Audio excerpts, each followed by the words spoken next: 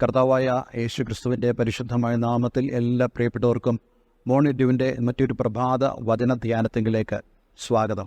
കഴിഞ്ഞ ദിവസങ്ങൾ വളരെ അനുഗ്രഹിക്കപ്പെട്ട ദൈവിക വചന ചിന്തകൾ നമുക്ക് ധ്യാനിപ്പാൻ തക്കവണ്ണം കർത്താവ് നമ്മെ സഹായിച്ചല്ലോ. 1 രാജാക്കന്മാരുടെ പുസ്തകം 17-ാം അധ്യായം അതിൻ്റെ 8-ാമത്തെ വാക്യമാണ് നമ്മൾ കഴിഞ്ഞ ദിവസം ധ്യാനിപ്പാനിടയായി തീർന്നത്. ഇന്ന് നമ്മൾ അതിൻ്റെ 9-ാം വാക്യത്തിലേക്ക് പ്രവേശിക്കുകയാണ്. നാം ഇപ്രകാരം ധ്യാനിപ്പാനിടയായി തീർന്നു.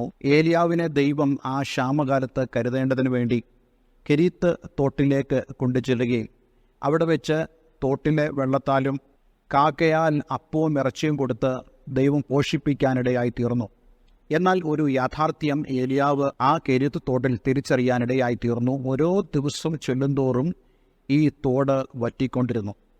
പലപ്പോഴും പല ആളുകളും ചോദിക്കാറുണ്ട്, ദൈവം ഒരുക്കുന്ന ഒരു നന്മ കുറഞ്ഞു പോകുമോ, അത് വറ്റിപ്പോകുമോ? ഒരു കാര്യം ഞാൻ നിങ്ങളോട് അടിവരയിട്ട് പറയാൻ ആഗ്രഹിക്കുന്നു. ദൈവം ചില നന്മകൾ ഒരുക്കിയാൽ പോലും ആ നന്മകൾക്കും ശോഷണം സംഭവിക്കാം. അത് നമ്മുടെ ദോഷത്തിനല്ല, മറിച്ച് നമ്മുടെ നന്മയ്ക്കായിട്ടത്രേ. ദൈവത്തിൻ്റെ വചനം പറയുന്നല്ലോ, ദൈവത്തെ സ്നേഹിക്കുന്നവർക്ക്, നിർണയപ്രകാരം വിളിക്കപ്പെട്ടവർക്ക് സകലവും നന്മയ്ക്കായി കൂടി വ്യാപരിക്കുന്നു. അനേക ആളുകളും ചോദിക്കുന്ന ചോദ്യമാണ്, എന്തുകൊണ്ടാണ് എനിക്ക് ഇപ്രകാരം സംഭവിക്കുന്നത്? എന്തുകൊണ്ടാണ് എൻ്റെ നന്മകൾ കുറഞ്ഞു പോകുന്നത്? എന്തുകൊണ്ടാണ് ഇപ്രകാരമുള്ള പ്രത്യാഘാതങ്ങൾ ഞാൻ ജീവിതത്തിൽ അനുഭവിക്കുന്നത്? അവിടെ നമുക്ക് മനസ്സിലാക്കാൻ കഴിയണം, ദൈവത്തെ സ്നേഹിക്കുന്നവർക്ക്, നിർണയപ്രകാരം വിളിക്കപ്പെട്ടവർക്ക് സകലവും നന്മയ്ക്കായി കൂടി വ്യാപരിക്കുന്നു. ഇന്ന് നിങ്ങളുടെ ജീവിതത്തിൽ നിങ്ങൾ നേരിടുന്നതായ ഇങ്ങനെയുള്ള പ്രശ്നങ്ങൾ ഉണ്ടെങ്കിൽ അതിന് നടുവിൽ ദൈവത്തിൻ്റെ ആത്മാവ് നമ്മളോട് പറയുന്ന ദൂത് ഇപ്രകാരമാണ്, അത് ഒരിക്കലും ദോഷത്തിനല്ല, എല്ലാം നന്മയ്ക്കായി കൂടി വ്യാപരിപ്പാനിടയായിത്തീരും. നോക്കിക്കേ, അപ്രകാരമുള്ള ആ അനുഭവത്തിൽ യഹോവയായ ദൈവം ഏലിയാവിനോട് സംസാരിച്ചു. അതാണ് നമ്മൾ കഴിഞ്ഞ ദിവസം ചിന്തിച്ചത്. ദൈവത്തിൻ്റെ അരുളപ്പാട് അവനുണ്ടായി. വളരെ വ്യക്തതയോടുകൂടിയുള്ള ദൈവത്തിൻ്റെ അരുളപ്പാട്. അതാണ് 9-ാം വാക്യത്തിൽ നമുക്ക് കാണാൻ കഴിയുന്നത്.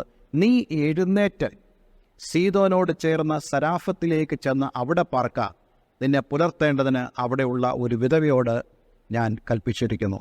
ഈ വാക്യത്തിൻ്റെ ആദ്യത്തെ ഭാഗം നമ്മൾ വളരെയധികം ചിന്തിക്കേണ്ട ഒന്നാണ്. നോക്കിക്കേ, നീ എഴുന്നേറ്റ്. ഇനി നീ ഇവിടെ ഇരിക്കാൻ പാടില്ല, നീ എഴുന്നേൽക്കണം. നമ്മുടെ ജീവിതത്തിൽ പലപ്പോഴും ചില നന്മകളൊക്കെ നമ്മൾ അനുഭവിച്ചിട്ട് നാം അവിടെ തന്നെ ഇരിക്കുക. ദൈവത്തിനത് താല്പര്യമുള്ള വിഷയമല്ല, മറിച്ച് നാം എഴുന്നേൽക്കേണ്ടതായിട്ടുണ്ട്.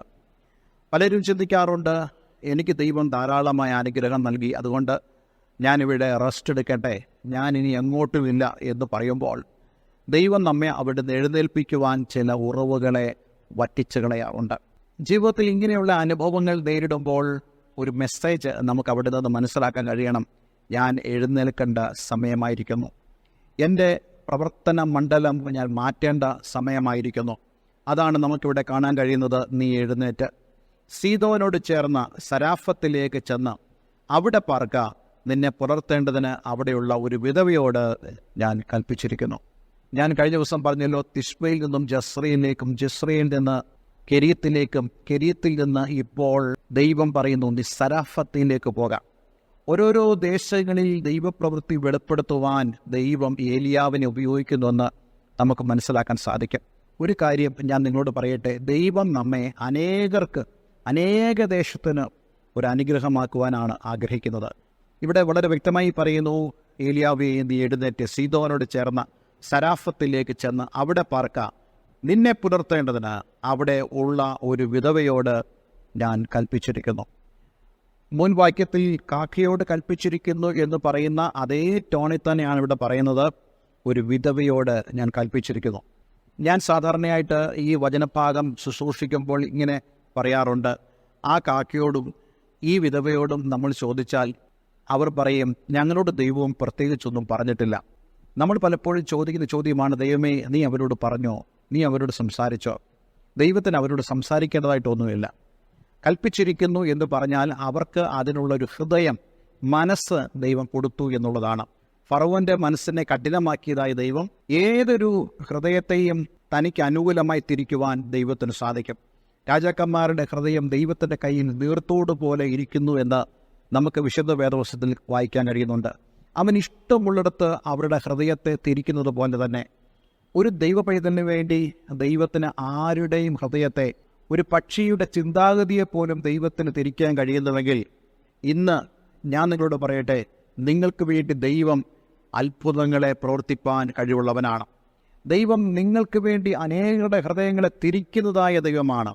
അതെ, ആ ദൈവം ഇന്നും ജീവിക്കുന്നവനായ ദൈവമാണ്. ഇവിടെ വ്യക്തമായി പറയുന്നു, ഞാൻ സരാഫത്തയിൽ ഒരു വിധവയോട് കൽപ്പിച്ചിരിക്കുന്നു. കർത്താവ് യേശുക്രിസ്തു ഇതേ കാര്യം തന്നെ സൂചിപ്പിച്ചുകൊണ്ട് തൻ്റെ പരിശുദ്ധ ശുശ്രൂഷയിൽ സംസാരിക്കുന്നുണ്ട്. നാം ആ വേദഭാഗത്തിലേക്കൊന്ന് പോവുകയാണ്. ഒരു പ്രവാചകനും തൻ്റെ ദേശത്ത് സാക്ഷ്യമുള്ളവനല്ല എന്നുള്ള ആ ഒരു സത്യം യേശു പറഞ്ഞുകൊണ്ട് വളരെ വ്യക്തമായി പറയുന്നു.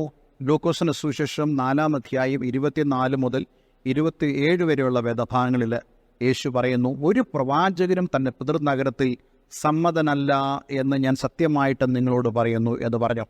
ഏലിയാവിൻ്റെ കാലത്ത് ആകാശം മൂവാണ്ടും 6 മാസവും അടഞ്ഞിട്ട് ദേശത്ത് എങ്ങും മഹാക്ഷാമം ഉണ്ടായപ്പോൾ ഇസ്രയേലിൽ പല വിധവമാർ ഉണ്ടായിരുന്നു എന്ന് ഞാൻ യഥാർത്ഥമായി നിങ്ങളോട് പറയുന്നു. ഇസ്രയേലിൽ വിധവമാരില്ലാഞ്ഞിട്ടല്ല ദൈവം സരാഫത്തിലേക്ക് ഏലിയാവിനെ അയക്കുന്നത്. ഈ ഒരു സത്യമാണ് ഇവിടെ യേശു പറയുന്നത്. എന്നിട്ട് യേശു പറയുന്നു, എന്നാൽ സീദോനിലെ സരാഫ്തയിൽ ഒരു വിധവയുടെ അടുക്കലേക്കല്ലാതെ അവരിൽ ആരുടെയും അടുക്കിലേക്ക് ഏലിയാവിനെ അയച്ചില്ല. അവണ്ണം എലീശ പ്രവാചകന്റെ കാലത്ത് ഇസ്രയേലിൽ പല കുഷ്ഠരോഗികളുണ്ടായിരുന്നു. സൂര്യക്കാരനായ നയമാനല്ലാതെ അവരാരും ശുദ്ധമായില്ല എന്ന് അവൻ പറഞ്ഞു. കർത്താവ് യേശുക്രിസ്തു ഒരു പ്രത്യേക ചിന്താവിഷയം അവതരിപ്പിച്ചുകൊണ്ടാണ് ഈ കാര്യം പറയുന്നതെങ്കിലും നമ്മൾ ഇവിടെ മനസ്സിലാക്കേണ്ട കാര്യം, ഇസ്രയേലിൽ ധാരാളം വിധവന്മാരുണ്ടായിരുന്നു.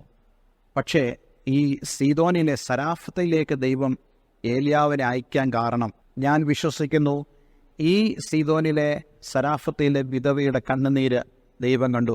ഈ സീദോനിലെ സരാഫത്തിലെ വിധവ എന്ന് പറയുമ്പോൾ അവളൊരു യഹൂദ സ്ത്രീയല്ല, അവളൊരു ജാതീയ സ്ത്രീയാണ്. ദൈവമില്ലാതെ ജീവിക്കുന്ന ഒരു ജാതീയ സ്ത്രീയാണ്. അതേപോലെ തന്നെ നയമാൻ എന്ന വ്യക്തിയും ഒരു ജാതീയനായ മനുഷ്യനാണ്. കഴിഞ്ഞ ദിവസം നമ്മൾ ധ്യാനിച്ചല്ലോ, കാക്കയെ കൊണ്ട് ദൈവം ഏലിയാവിനെ പോഷിപ്പിക്കുന്നതിൻ്റെ ഉദ്ദേശം എന്താ? അശുദ്ധമായ പക്ഷിയാൽ ദൈവം ഏലിയാവിനെ പോറ്റിയെങ്കിൽ അതിലൊരു മെസ്സേജ് ഉണ്ട്. പൊതുവെ യഹൂദന്മാരായ ആളുകൾ മറ്റുള്ളവരെ കാണുന്നത് ജാതീയരായിട്ടാണ്, അശുദ്ധരായിട്ടാണ്. പക്ഷെ അവരുടെ അടുക്കിലേക്കും ദൈവത്തിന് എത്തുവാൻ ദൈവത്തിൻ്റെ മനസ്സുണ്ട്. അതുകൊണ്ട് ഏലിയാവിനെ ദൈവം കാക്കയെ കൊണ്ട് പോഷിപ്പിച്ചതിൻ്റെ ഉദ്ദേശം അവൻ ജാതികളിലേക്കും കടന്നു ചെല്ലണം. ദൈവം നമ്മെ അങ്ങനെയാണ് നമ്മുടെ ജീവിതത്തിൻ്റെ ഓരോ പാന്താവിലൂടെയും കൊണ്ടുപോകുന്നത്. അതുകൊണ്ട് ഒന്നിനും നാം ദൈവത്തെ ചോദ്യം ചെയ്യരുത്. എല്ലാത്തിനും ദൈവത്തിന് നന്ദി പറഞ്ഞുകൊണ്ട് ദൈവ ഇഷ്ടത്തിന് നാം ഏൽപ്പിച്ചു കൊടുക്കണം. നോക്കിക്കേ, ഈ വിധവയോട് ദൈവം കൽപ്പിച്ചിട്ടുണ്ട്. ഈ കൽപ്പനയുടെ അനുഗ്രഹം എന്താണെന്നുള്ളത് അടുത്ത ദിവസത്തെ വേദവചന ധ്യാനത്തെങ്കിൽ നമ്മൾ ചിന്തിക്കുന്നതായിരിക്കും. എന്നാൽ ഇന്ന് നമുക്ക് ഈ വചനത്തിനുപാകെ നമ്മെ തന്നെ ഒന്ന് സമർപ്പിക്കാൻ കഴിയുമാറാകട്ടെ. ദൈവത്തെ സ്നേഹിക്കുന്നവർക്ക്, നിർണയപ്രകാരം വിളിക്കപ്പെട്ടവർക്ക് എല്ലാം സകലവും നന്മയ്ക്കായി കൂടി വ്യാപരിക്കുന്നു. പ്രാർത്ഥിക്കാം. സ്വർഗീയ പിതാവേ, എന്ന് ഞങ്ങളെ കേൾപ്പിച്ച വളരെ മനോഹരമായ ഈ സന്ദേശത്തിനായി സ്തോത്രം. ഞങ്ങൾ ഒന്നറിയുന്നു, ജീവിതത്തിൽ സംഭവിക്കുന്ന ഒരു കാര്യവും ദൈവത്തിൻ്റെ പദ്ധതി അല്ലാതല്ല, ദൈവത്തിൻ്റെ ഇഷ്ടമല്ലാതല്ല, മറിച്ച് അതിലെല്ലാം ദൈവത്തിൻ്റെ ഇഷ്ടമുണ്ടെന്ന് ഞങ്ങൾ മനസ്സിലാക്കുന്നു. ഞങ്ങൾ പലപ്പോഴും ഞങ്ങളുടെ ജീവിതത്തിൽ സംഭവിക്കുന്ന പല കാര്യങ്ങളിലും ഞങ്ങൾ അസ്വസ്ഥരാകുമ്പോൾ ഇന്ന് ഞങ്ങളുടെ കണ്ണുകൾ തുറന്ന്, ചെവികൾ തുറന്ന് ഞങ്ങൾ കേൾക്കുന്നു, കാണുന്നു. കർത്താവേ, നീ എല്ലാം നന്മയ്ക്കായി ചെയ്യുന്നു. എന്നെ കേൾക്കുന്ന ഈ ഓരോരുത്തരെയും അങ്ങ് അനുഗ്രഹിക്കണമെന്ന് പ്രാർത്ഥിക്കുന്നു. പ്രാർത്ഥന കേട്ടതിനായി നന്ദി. യേശു ക്രിസ്തുവിൻ നാമത്തിൽ തന്നെ. ആമേൻ, ആമേൻ. ഇന്നത്തെ വചനം നിങ്ങൾക്ക് വളരെ അനുഗ്രഹപ്രദമായി തീർന്നു എന്ന് ഞാൻ വിശ്വസിക്കുന്നു. ഈ സ്ക്രീനിൽ കാണുന്ന ഫോൺ നമ്പറുകളിൽ ഞങ്ങളെ വിളിക്കുക.